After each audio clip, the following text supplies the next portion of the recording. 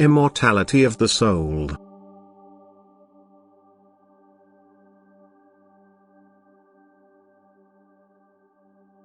The teaching of the immortality of the soul is not accepted by many people because they compare it to earthly transience. In their opinion, nothing on earth is permanent, everything passes away, and hence they believe that they are no exception to this natural law. The earthly body decays indeed, that is, it seemingly disintegrates and passes away. But the human being does not consider that the apparent disappearance is only the means of transition into a new form.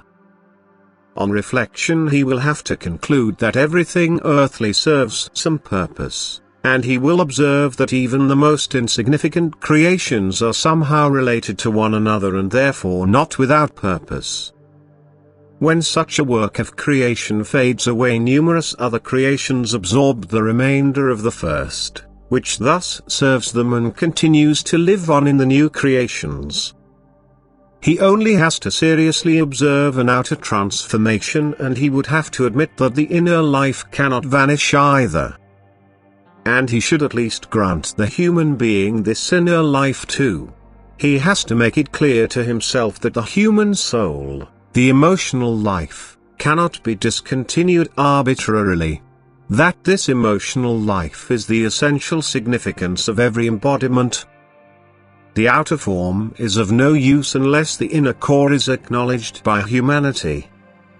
The construction of a human being always requires the same components: body, soul and spirit. The body, the external form, performs the functions which are determined by the soul. Consequently, the body is just the agent through which the soul's will is accomplished. At the moment of death, the soul no longer needs an agent for service as it did on earth. That is, in the visible work of creation. Because it changes its environment and moves into regions where nothing externally visible needs to be done. The body, which was just the instrument for the earthly path during which the soul should have formed itself into the carrier of the divine spirit, becomes unnecessary.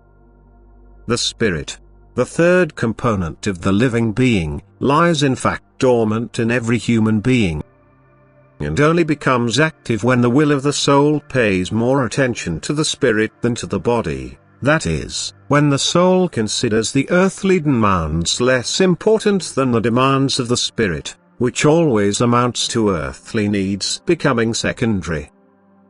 Although body, soul and spirit belong together, they nevertheless can have separate goals.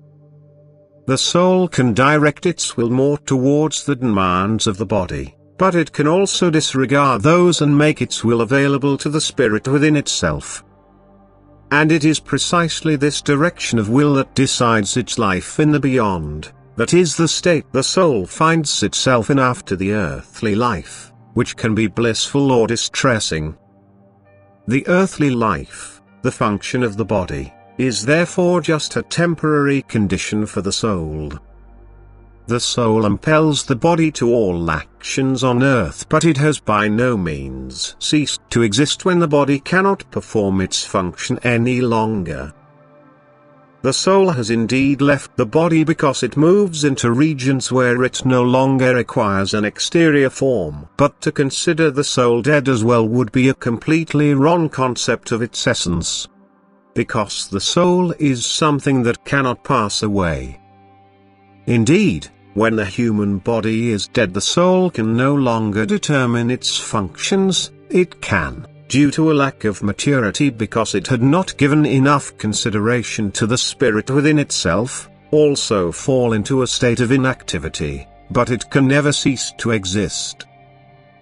Because the soul is something spiritual that is everlasting, while the body consists of earthly substance, of matter, and is therefore subject to constant change and finally disintegrates into its components as soon as the soul has left the body.